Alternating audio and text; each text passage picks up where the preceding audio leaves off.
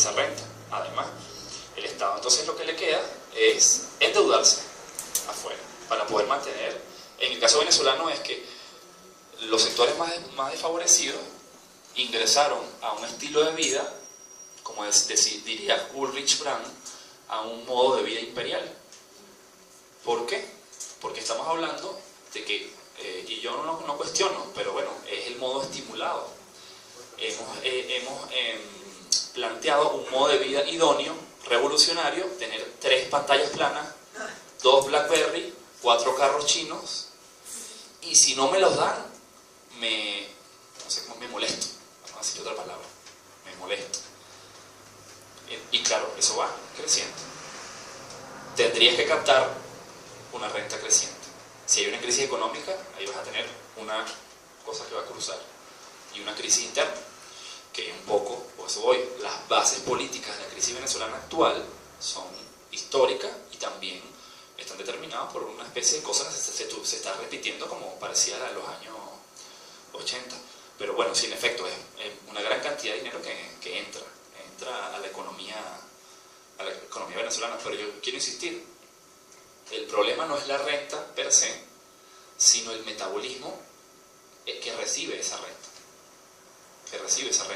Mientras más fuerte, por llamarlo de una forma, es esa economía, la renta le va a hacer menos daño. Pero Venezuela ha sido históricamente una economía muy vulnerable, que recibe otro boom de renta, ahora por lo que llaman el efecto China, desde el año 2004, y bueno, ahí están los resultados. 97% de dependencia del petróleo. Dios nos libre a los venezolanos de que el petróleo baje, que ya tenemos una deuda con los chinos de más de 40.000 millones de dólares. ¿Esas exportaciones son solamente de petróleo crudo? Si tienen, incluyendo petróleos procesados en Estados Unidos, además, porque nosotros tenemos con Citgo, tenemos empresas de refinación en los Estados Unidos. Eso es un proyecto hecho en la época neoliberal, esto de llevar empresas de la empresa venezolana a Estados Unidos. Pero sí hay crudos y refinados. Los países árabes, ellos, pues que se sepa que tienen industria productiva de otro tipo, no hay. Ellos solamente tienen petróleo. Y ellos tienen problemas económicos. Claro, pero vuelvo justamente un poco por lo que digo. Cada país, nosotros tenemos similitudes estructurales con los países de América Latina y tenemos similitudes estructurales con los países petroleros, pero no somos ninguno de esos países. Hay, por supuesto, todo, es decir, un ejemplo, ¿no? Solo piensa en que la economía es un correlato de las relaciones sociales, políticas y culturales de un país. Eso significa que el proceso, por ejemplo, el proceso de producción y captación de renta tiene relación con nuestro ordenamiento territorial, que es un 90% de gente metida aquí con una concepción sobre la vida y un tipo de consumo. Es decir, la gente, si tú ahorita pretendieras tratar de cambiar un tipo de consumo en la cultura venezolana, tendrías una resistencia incluso en los sectores desfavorecidos que quieren un estilo de vida. Es decir, hay un correlato entre esta economía, como números, estadísticas, y la forma en la cual se organiza el territorio, la forma en la cual la gente se piensa y se relaciona y se organiza. ¿Por qué te digo esto? Bueno, la sociedad saudí, sabemos que es muy diferente. Además, el modelo político también, ¿no? Si no podemos desconectarlo, no podemos desconectar una cosa de otra. Hay que también pensar, hay como decir, vivir en Venezuela y ver cómo el rentismo petrolero no es un modelo solo económico, es un estilo de vida, una forma en la cual se ocupa el territorio, se ordenan las ciudades, por ejemplo, se piensa, y por supuesto cada presidente que se enfrenta a eso tiene que buscar construir un discurso para adaptarse a eso, para que el modelo sea funcional en ese sentido. Yo creo que las preguntas que los compañeros están haciendo se refieren al hecho que en México hay un proyecto de privatización del petróleo, en donde a veces se pone lo que no se puede poner, pero se quiere poner en comparación lo que está pasando en México con lo que está pasando en Venezuela.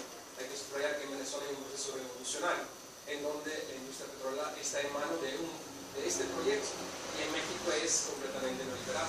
Y tiene mucha importancia lo que dice el compañero con respecto a los países árabes. durante los primeros 20 años de la Libia de Gaddafi fueron, digamos, en términos, entre comillas, los mejores, en donde se bajaron mucho los índices de desigualdad. Por ejemplo, la gente se daba una contribución con la renta petrolera para adquirir un coche. Tú te casabas, te daban una contribución, te querías comprar una casa, te pagaban hasta el 60%. Sin embargo, el error cuando pensamos en estos aspectos es ¿a qué aspiramos? Es decir, ¿a qué modelo aspiramos? Si yo me pongo como modelo el modelo neoliberal, que tengo que insertarme de forma competitiva a nivel de la economía mundial, entonces claramente la idea es cómo hago que mi empresa petrolera sea la más buena y más competitiva y cómo puedo sacar a lo máximo este petróleo. Y acuérdense que, por ejemplo, Gaddafi lo que quería era que Libia fuera un referente a nivel internacional. Yo creo que aquí el petróleo, lo que sugiere Millán es que el petróleo tiene que tener otra finalidad, no tiene que tener una finalidad extractivista. Es muy importante, porque Venezuela ha reducido mucho los índices de desigualdad, pero la finalidad a donde llegamos no es para que se inserte a nivel de la economía mundial. Realmente, como dijo en el principio, no hay que olvidarse que estamos en una economía mundial y es capitalista. Yo creo que eso es el núcleo básico.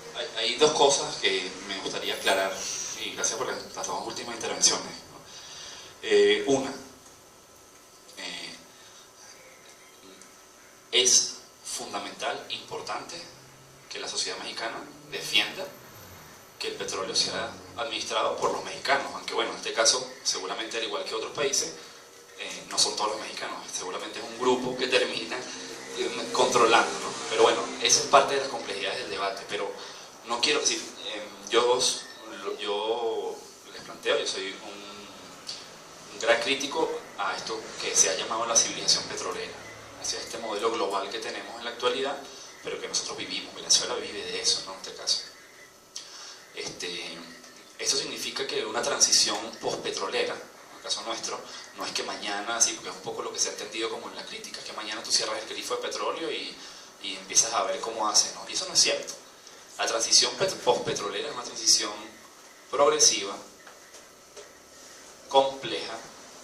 Recuerden que todo patrón energético además está relacionado con un patrón tecnológico, y todo patrón tecnológico está relacionado con un patrón de ordenamiento de la sociedad. Entonces tendría que desmantelar un montón de cosas en realidad, y eso es muy complicado.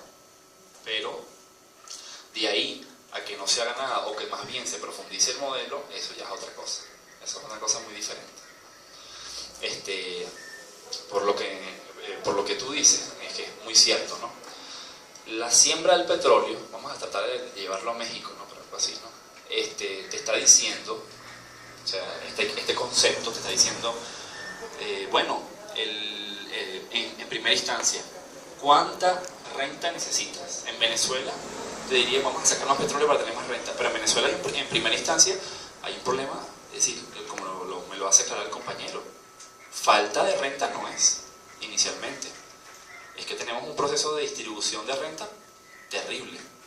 Y esa distribución de la renta no es solo por una racionalidad económica, sino por un problema político, de correlaciones de fuerzas incluso globales. Es decir, las élites que distribuyen la renta también se conectan con los factores del capital internacional y generan un sistema de dominación basado en esa forma de distribución de la renta. Es decir, un problema geopolítico, digámoslo así, para no ser en ese sentido. Ahora, ¿a dónde se dirige? ¿Cuánta renta necesitas? ¿Cuánto necesitas extraer? ¿Cuánta renta necesitas? ¿Y a dónde dirige esa renta? Muchos de estos debates de la siembra petrolera dicen, no, bueno, esa renta tiene que ser solo para impulsar tales y cuales procesos productivos. Pero bueno, si tú no tocas los sistemas de propiedad, lo que vas a hacer, porque nosotros lo pasamos por eso, pasamos por un proceso que vivió toda América Latina, el nuestro en los años 50, 60, 70, de las famosas políticas de sustitución de importaciones. Pero si tú empiezas a dirigir la renta y no tocas los sistemas de propiedad, lo que vas a hacer es redistribuir la renta y crear una burguesía industrial, como nos pasó a nosotros, que terminó siendo una burguesía industrial soberbia y que después es la que le da el golpe a Chávez en el año 2002 a un proceso popular. Entonces, eso es una cosa que hay que reconocer, porque hay que reconocer que la presión para que saquemos más de la naturaleza, presión de la minería, presión del petróleo y otros, ciertamente hay responsabilidad de los gobiernos, totalmente. Pero son presiones, digamos, de orden también también de los capitales imperialistas, en este caso, ¿no? Es decir, presionan para que saquemos más y más y más y tengamos que decirle a nuestros pueblos, sí, no, pero eso es por el desarrollo, vamos a sacar más y más por el desarrollo. Y no se cuestiona que más bien hay un proceso de sustitución de riqueza. Hay una riqueza, por un lado, que la hemos entendido como es monetaria, rentística. Tengo dinero. El problema es que tengo dinero en la mano, pero no tengo tierra, no tengo agua, no tengo la forma de acceder a los recursos naturales, por ejemplo, yo directamente. Esos proyectos extractivos lo que están haciendo, el mapita que les mostré antes, están desplazando a pueblos que viven de su tierra, de su agua, de su agricultura, y los mandan a ciudades o urbanizan la cosa, y ahora ellos son dependientes de la captación de la renta. Destruiste una riqueza y generaste una pobreza estructural. Por eso hay que discutir el concepto de pobreza y de riqueza. La pobreza, la genealogía de la pobreza está en ese desplazamiento que vimos ahí, que es histórico, desde la colonia hasta el sol de hoy, un desplazamiento de territorio de sus pueblos, lo sacan, lo que llaman la acumulación por reposición, lo sacan de ahí, y ahora la riqueza tuya va a ser monetaria, para intercambiarlo por productos procesados que no son míos, sino son de grandes empresas nacionales o internacionales. Eso hay que discutirlo un poco, porque eso está muy relacionado con el problema del extractivismo. Yo creo que, bueno, voy a ir dándonos unas pautas, no se me está... ¿Cuánto? ¿5 minutos más? No, más. Yo creo que 20 minutos. Mira, una sugerencia, la modalidad que tú planteas me parece muy bien, pero ¿qué te parece si terminamos, bueno, esta primera parte que tú dices, ¿no? Las paradojas de esta propuesta de economía y la reflexión que están haciendo desde la misma Venezuela, y esto que tú estás planteando del proyecto político de las comunas, si quieres termínalo bien y después vamos a pillar el debate, ¿no? Porque seguro que va a haber comentarios, intervenciones y preguntas ya más precisas, ¿no? Bueno, sería una sugerencia de la... Sí, voy a entonces para tratar de cerrar, voy a hacer muy breves comentarios, y bueno, con el intercambio los podemos ampliar, ¿no? El proyecto de las comunas, en efecto, es un proyecto planteado inicialmente, en verdad la comuna, por supuesto, no la inventa el presidente Chávez, la introducen como debate importante en el país a partir del año 2007 y comienza a ser incluso directriz de organización y pasa a ser parte del Plan de Desarrollo Nacional desde el año 2013, en lo que llaman el Plan de la Patria. Pero una cosa importante, que el proceso neoliberal impulsa el debate sobre los bienes comunes, que yo sé que es un debate muy conocido en América Latina, es un debate importante para América Latina porque digamos que el imperialismo va por sus recursos naturales, ¿no? O los llamados recursos naturales, sus bienes comunes, pero lo interesante es que con el avance neoliberal, incluso en los centros del sistema capitalista, Europa, todo lo que está pasando en Europa, lo que ha pasado en los Estados Unidos y otros países, se ha globalizado la discusión. Hoy en día se habla de los commons, de los comunes, y es un debate importante que está diciendo, nos han dicho que hay una dicotomía entre sector privado y sector público, pero nosotros en verdad no accedemos a ninguna de esas dos. No accedemos a lo privado, evidentemente es privado, pero lo público sigue estando administrado por un Estado que históricamente es la palanca, o ha sido históricamente la palanca del capitalismo. Es decir, el Estado tiene una función vital para el capitalismo, inclusive en la era neoliberal. Inclusive en la era neoliberal, que se habla del Estado mínimo. Es fundamental el papel del Estado en la era neoliberal. Y por eso se habla de un tercer sector, que es el sector de los comunes. Y se habla de producción, de bienes comunes y incluso de producción inmaterial. Una cosa interesantísima, pero es una corriente global, en la cual hay que unirse. Me refiero tanto a los zapatistas como los indignados en Europa, para que se entienda que hay conexión entre formas diferentes de cosmovisiones. Hoy Holloway nos estaba hablando del zapatismo urbano, ¿no? Que debe ser interesante entender un poco más eso. Plantearnos un debate más amplio sobre la crítica radical, el concepto de desarrollo, que los gobiernos o los movimientos sociales de Bolivia, Ecuador y sus gobiernos han planteado no un desarrollo alternativo, sino por lo menos en los debates una alternativa al desarrollo. Pensar que ese concepto mismo es una especie de índice programático de toda una relación de poder, también que hay que pensarlo en ese sentido, ¿no? Y pensar un poco, bueno, en otras escalas territoriales para pensar, porque siempre hemos tenido la clave para pensar a todo ha sido lo nacional. Venezuela tiene que desarrollarse, México tiene que desarrollarse, otro país. Entonces, es decir, ¿qué significa el desarrollo de Venezuela? Como decía Wallerstein decía, bueno, dice, no, está vivo, bueno, los países no se desarrollan. Eso no es cierto. Lo que se desarrolla es el sistema mundial, el sistema mundo capitalista. Y su formación es polarizante. Genera centros y periferias, necesariamente. El capitalismo necesita generar centros y periferias, desarrollados y subdesarrollados en el lenguaje contemporáneo, necesariamente, para externalizar costos, etc. Entonces, habría que discutir algunas cosas de esas. Esto me parece una cosa importante, porque hay un concepto de revolución que vale la pena repensar también. Estoy tratando de poner sobre la mesa algunas cosas para repensar algunos conceptos, porque es importante. La revolución normalmente la hemos pensado como un crack, un momento que parte en la historia y comienza otra cosa diferente, ¿no? Y también ha sido pensado en clave estructuralista también, ¿no? Pero hay una forma también, o se puede plantear una forma de pensar la revolución más germinal, y que además de ser germinal, sea no desde la idea de la tabula rasa, ¿no? Este es el capitalismo y este es el proyecto que queramos, socialismo, comunismo, anarquismo, es este. Entonces yo saco este y meto el otro. O sea, decir, bueno, no, todo sistema, o el sistema que queremos va a nacer de las entrañas del sistema que tenemos, va a germinar del sistema que tenemos. Esto un poco, digamos, que cuestiona la idea, esto también lo dice Wallerstein, del concepto tradicional en la izquierda de la estrategia de los dos pasos: hacer la revolución y tomar el poder. Es decir, y se muestra un poco una serie de experiencias de la toma del poder, pero como esa toma del poder, desde el mismo esquema, si no logró alcanzar los objetivos que se había establecido de un principio. Entonces, bueno, vamos a revisar por qué. Les voy a dar unos ejemplos de Polanyi, de Marx y de un investigador argentino que se llama José Luis Corallo. Polanyi decía, ¿no?, el desarrollo de un sistema económico solo es posible en cierta sociedad cuando se inserta en ella, echa raíces, lo pongo en negrita ahí, ¿no?, y genera un funcionamiento regular. Tal inserción es posible gracias a la mediación de instituciones y políticas que impulsan y favorecen determinadas prácticas de sujetos y agentes en el mediano y largo plazo, creando sus condiciones de perdurabilidad. Bueno, a mí me parece que incluso esta cita de Polanyi, pensada en México, tiene más pertinencia que en Venezuela. Porque Polanyi lo que está diciendo ahí es que no solo que echa raíces dentro de la propia, es como si fuese un parto, ¿no?, dentro de la propia sociedad, sino que necesita, o solo es posible, la mediación, gracias a la mediación de instituciones políticas. Lo digo por ejemplo, el debate del zapatismo, o algunos debates así, sobre cómo nos relacionamos con el Estado. ¿El Estado va a hacer la revolución? Tal vez no, pero tenemos que darle totalmente la espalda al Estado. ¿Cómo hacemos, no? Un poco ahí la cosa de cómo se da esa relación.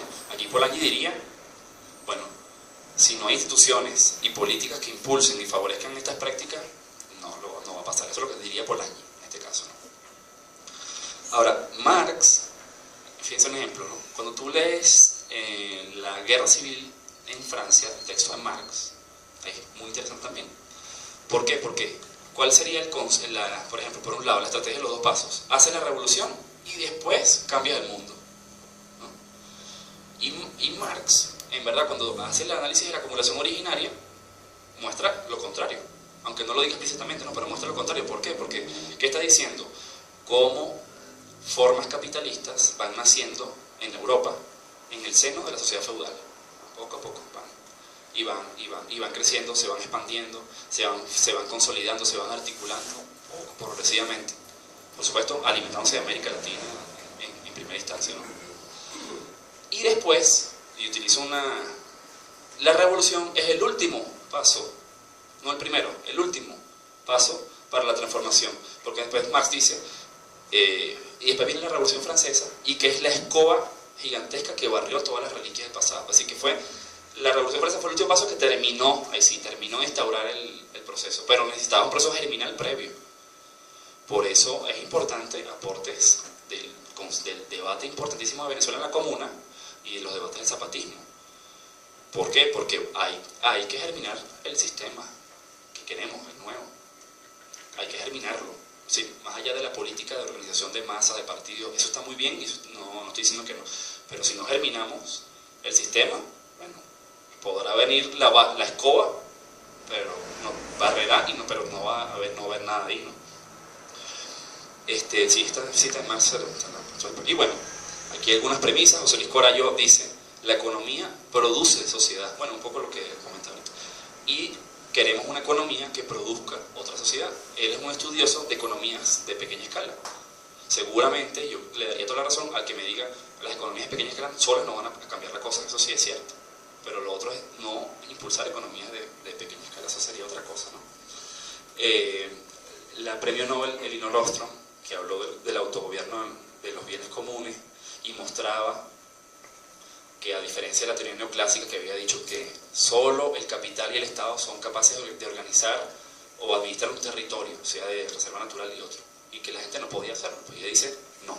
Y aquí tengo las pruebas de que yo hice un estudio científico y mostré que la gente organizada, y hay casos de México, casos de Indonesia y en otras partes del mundo, la gente organizada tiene y puede administrar unos bienes comunes incluso mejor y más productivamente que el Estado o que el capital. Ella ganó el premio Nobel por eso.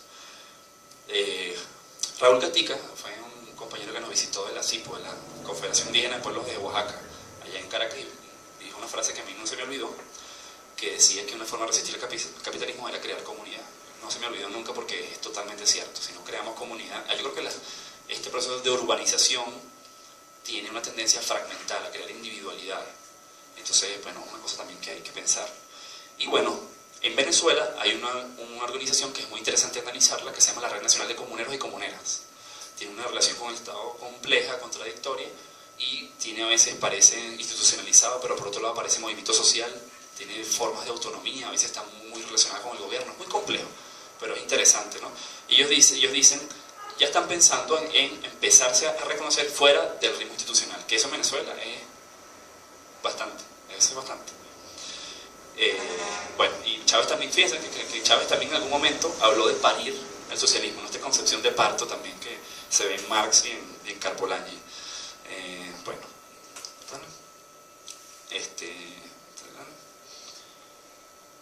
Bueno, y trato termino que, bueno, ¿por qué? Porque es una palanca del capitalismo y al final va a impedir que las comunas se formen. Pero en caso de que fuese un proyecto popular, el Estado, ¿qué papel debería jugar? Y hay una cosa que parece, como al menos inicialmente parece clara, que es que el Estado tiene que protegerse de los flujos de capital. Ahí también está el tema de integración, el papel que tiene el Estado y las teorías de desconexión. ¿Y a qué te conectas? O esa es la pregunta, ¿a qué te conectas tú? ¿Te conectas a los mercados? Esa proyección de reprimarización de las economías, lo que ustedes vieron ahí, eso es lo que te está diciendo, es que las economías latinoamericanas siguen, no solo que en este proceso de cambio, lo que hicieron fue ver más hacia afuera que ver hacia adentro. Es decir, dijeron, vamos a venderle más a China o a los Estados Unidos, más, en vez de decir, bueno, vamos a vernos a nosotros, véndeme tú, yo te vendo a ti y intercambiamos, ¿no? Y entonces aumentan los porcentajes de intercambio con Estados Unidos, con Europa y con China, y bajan los porcentajes de intercambio entre la América Latina. Por favor, eso no puede ser, pues. Eso no puede ser, entonces hay que pensarse eso, y hay una serie de cuestionamientos en ese sentido, ¿no? Bueno.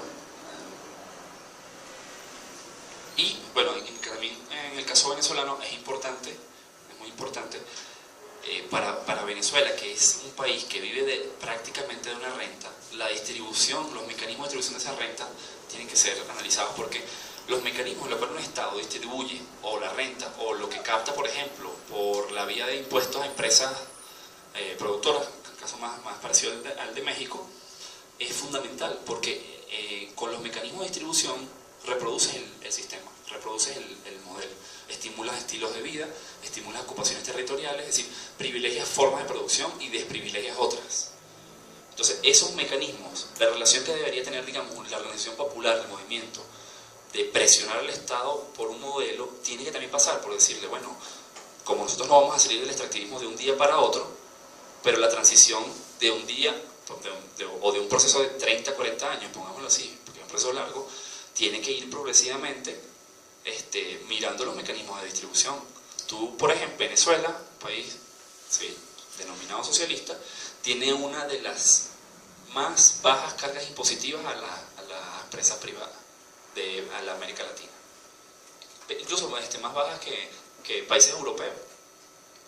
O sea, hay contrasentido, porque entonces los impuestos en ese sentido se los termina cargando la clase trabajadora.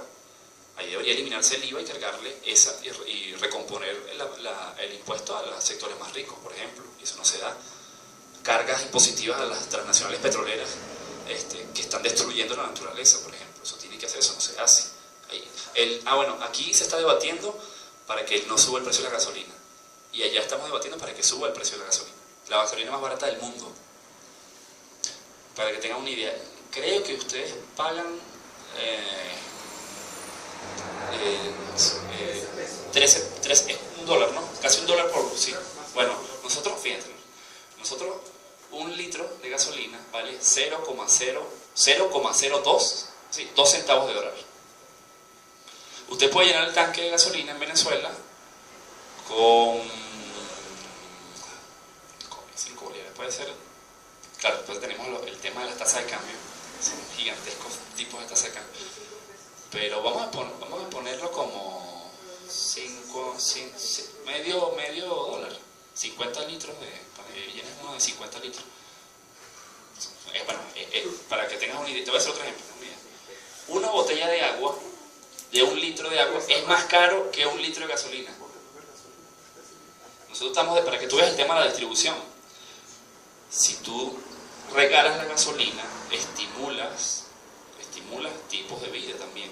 Lo que no quiere decir que tú no puedas subsidiar la gasolina al transporte, pero el transporte público nuestro es muy precario. El transporte nuestro es más que todo privado, ¿verdad? Son como confederaciones de transportistas que tienen intereses privados.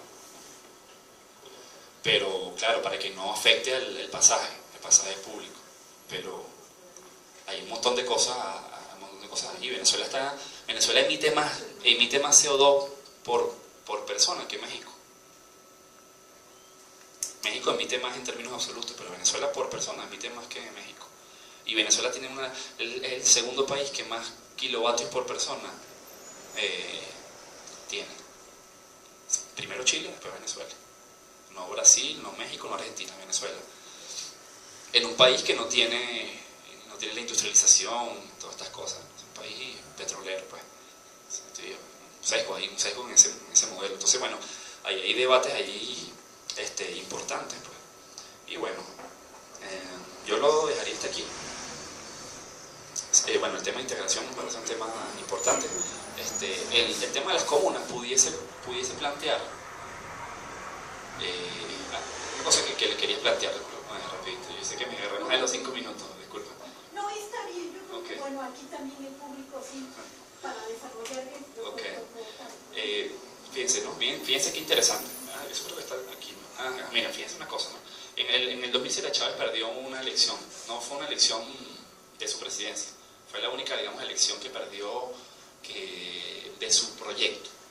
Él todos los años tenía una elección de alcaldías, gobernadores, hacía un referéndum, una presidencia, una cosa anual, elecciones a cada rato, ¿no? Y en el 2007 hizo un referéndum para hacer una reforma a la Constitución, pero tenía cambios significativos, pues, no solo en la cantidad de artículos, sino que había unos cambios en los propios artículos significativos, ¿no? Este artículo, que no fue aprobado, perdimos por poquito, pero no fue aprobado, decía lo siguiente, y se lo leo porque es un artículo que están tomando como bandera los comuneros, la Red Nacional de Comuneros. Dice: el poder público se distribuye territorialmente en la siguiente forma: el poder popular, el poder municipal, el poder estatal y el poder nacional. El pueblo es el depositario de la soberanía y la ejerce directamente a través del poder popular. Las constituciones anteriores decían el pueblo ejerce la soberanía a través del voto. Y en la Constitución del 99 decía, la ejerce a través del voto y de las organizaciones creadas para ejercer el poder, como que si consejos comunales, no habían consejos comunales, cooperativas y entre otras, ¿no? Aquí habla de que la ejerce a través del poder popular. No nace del sufragio, ni de elección alguna, sino que nace de la condición de los grupos humanos organizados como base de la población. El poder popular se expresa constituyendo las comunidades, las comunas y el autogobierno de las ciudades, a través de los consejos comunales, los consejos obreros, los consejos campesinos, los consejos estudiantiles y otros entes que señala la ley. Entonces, ¿qué están haciendo los comuneros? Los comuneros están diciendo, miren, nosotros estamos regidos por alcaldías, gobernaciones y bueno, el poder ejecutivo presidencial. Y ellos dicen, aquí nosotros estamos construyendo territorialidades políticas económicas. Hay franjas, imagínense una franja que cruce Ciudad DF, Puebla y que está más abajo de Puebla. Una franja que trascienda las delimitaciones, tradicionales, estadales. Y ellos te dicen, no, esta delimitación es que aquí hay una franja cultural, económica y social, una territorialidad que trasciende este ordenamiento de municipios, bla, bla, bla. Y está organizada por consejos comunales que hacen parte de las comunas y las comunas hacen parte de distritos comunales. Y haces una confederación comunal por región. Y cambias todo esto. Es decir, el alcalde no tiene nada que hacer, y el gobernador menos, no tiene nada que hacer ahí. Ahí manda el pueblo organizado sobre sus bases que hacen una confederación de comunas.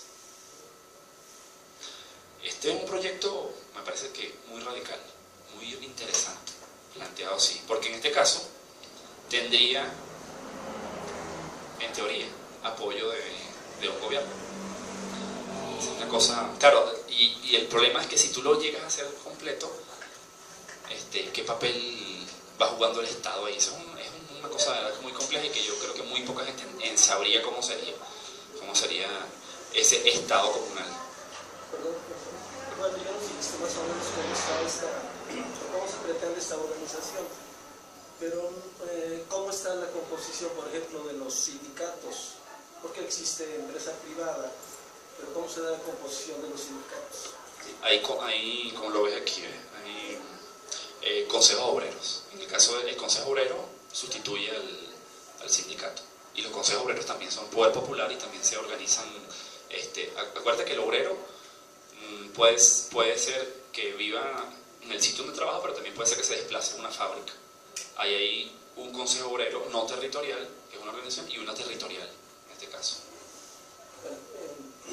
No pretendo hacer un diálogo, pero bueno, aquí en México hay lo que se conoce un sindicato blanco, que es un sindicato de empresa, y por otro lado hay el surgimiento probablemente de sindicatos que defienden los intereses de los trabajadores. ¿Verdad? En ese sentido no sé cómo se esté dando la correlación de fuerzas ahí en Venezuela.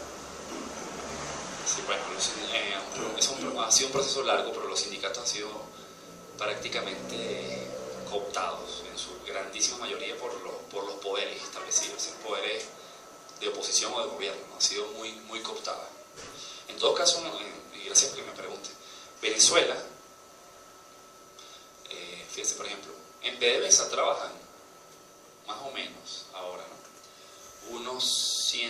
Para hacer un número grande, unos 120.000 personas, 120.000 personas en PDVSA. Eso, si la población económicamente activa de Venezuela debe ser como 14 millones, 13 millones y medio, 14 millones. Exacto. En teoría, esos 120.000 personas producen el 97% de las divisas que entran. ¿Qué quiero decir con esto? Bueno, Venezuela no tiene exactamente una clase trabajadora, sí, pero digamos esta clase obrera, industrial, sindicada, obrera, es muy pequeña también, o es pequeña. Nosotros tenemos una composición de trabajadores de la llamada economía informal gigantesca. En ese sentido, no es como en otros países. ¿Sí? Por ejemplo, los trabajadores de la economía informal, que han sido llamados históricamente buhoneros, no sé cómo los llamen aquí, sí, son los que ponen, consiguen productos de importación traídos por cualquier cosa y ponen sus manteles en la que venden. Bueno, esa es una proporción importante de la población, por ejemplo. Es para darte una idea, ¿sí? Hay una composición social de los trabajadores que es diferente, ¿no? Por eso habría que pensarlo. Yo lo dejo hasta aquí. Entonces, para que planteemos alguna especie de cosas, se está repitiendo como parecía la de los años 80.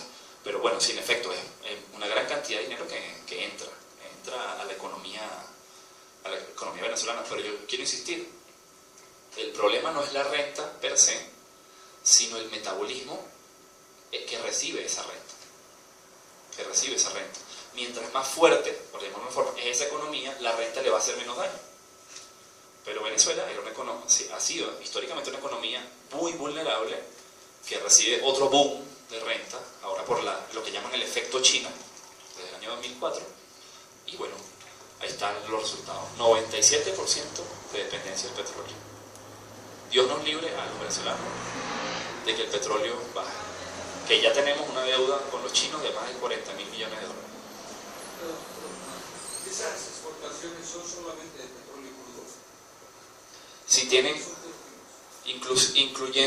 incluyendo petróleos procesados en Estados Unidos, además, porque nosotros tenemos que el proceso, por ejemplo, es decir, el proceso de producción y captación de renta tiene relación con nuestro ordenamiento territorial, que es un 90% de gente metida aquí con una concepción sobre la vida y un tipo de consumo. Es decir, la gente, si tú ahorita pretendieras tratar de cambiar un tipo de consumo en la cultura venezolana, tendrías una resistencia incluso en los sectores desfavorecidos que quieren un estilo de vida. Es decir, hay un correlato entre esta economía, como números, estadística, y la forma en la cual se organiza el territorio, la forma en la cual la gente se piensa y se relaciona y se organiza. ¿Por qué te digo esto? Bueno, la sociedad saudí, o sea, sabemos que es muy diferente. Además, el modelo político también, ¿no? Si no podemos desconectar, no podemos desconectar una cosa de otra. Hay que también pensar, hay como decir, vivir en Venezuela y ver cómo el rentismo petrolero no es un modelo solo económico, es un estilo de vida, una forma en la cual se ocupa el territorio, se ordena las ciudades, por ejemplo, se piensa, y por supuesto cada presidente que se enfrenta a eso. Con Citgo tenemos empresas de refinación en los Estados Unidos. Eso fue un proyecto hecho en la época neoliberal, esto de llevar empresas de la empresa venezolana a Estados Unidos. Pero sí hay crudos y refinados. Los países árabes, ellos, pues que se sepa que tienen industria productiva de otro tipo, no hay, ellos solamente tienen petróleo. Y ellos tienen problemas económicos. Claro, pero vuelvo, justamente un poco por lo que digo. Cada país, nosotros tenemos similitudes estructurales con los países de América Latina y tenemos similitudes estructurales con los países petroleros, pero no somos ninguno de esos países. Hay, por supuesto, todo, es decir, un ejemplo, ¿no? Solo piensa en que la economía es un correlato de las relaciones sociales, políticas y culturales de un país. Eso significa esa renta, además. El Estado entonces lo que le queda es endeudarse afuera para poder mantener. En el caso venezolano es que los sectores más desfavorecidos ingresaron a un estilo de vida, como diría Ulrich Brand, a un modo de vida imperial. ¿Por qué? Porque estamos hablando de que, y yo no cuestiono, pero bueno, es el modo estimulado. Hemos planteado un modo de vida idóneo, revolucionario, tener 3 pantallas planas, 2 BlackBerry, 4 carros chinos, y si no me los dan, me molesto, vamos a decir otra palabra, me molesto. Y claro, eso va creciendo. Tendrías que captar una renta creciente. Si hay una crisis económica, ahí vas a tener una cosa que va a cruzar, y una crisis interna, que un poco, por eso voy, las bases políticas de la crisis venezolana actual son históricas y también están determinadas por una... Tiene que buscar construir un discurso para adaptarse a eso, para que el modelo sea funcional en ese sentido. Yo creo que las preguntas que los compañeros están haciendo se refieren al hecho que en México hay un proyecto de privatización del petróleo, en donde a veces se pone lo que no se puede poner, pero se quiere poner en comparación lo que está pasando en México con lo que está pasando en Venezuela. Hay que subrayar que en Venezuela hay un proceso revolucionario, en donde la industria petrolera está en manos de este proyecto, y en México es completamente neoliberal. Y tiene mucha importancia lo que dice el compañero con respecto a los países árabes. Por ejemplo, la Libia de Gaddafi, durante los primeros 20 años de la Libia de Gaddafi fueron, digamos, entre comillas, los mejores, en donde se bajaron mucho los índices de desigualdad. Por ejemplo, la gente se le daba una contribución con la renta petrolera para adquirir un coche. Tú te casabas, te daban una contribución, te querías comprar una casa, te pagaban hasta el 60%. Sin embargo, el error cuando pensamos en estos aspectos es ¿a qué aspiramos? Es decir, ¿a qué modelo aspiramos? Si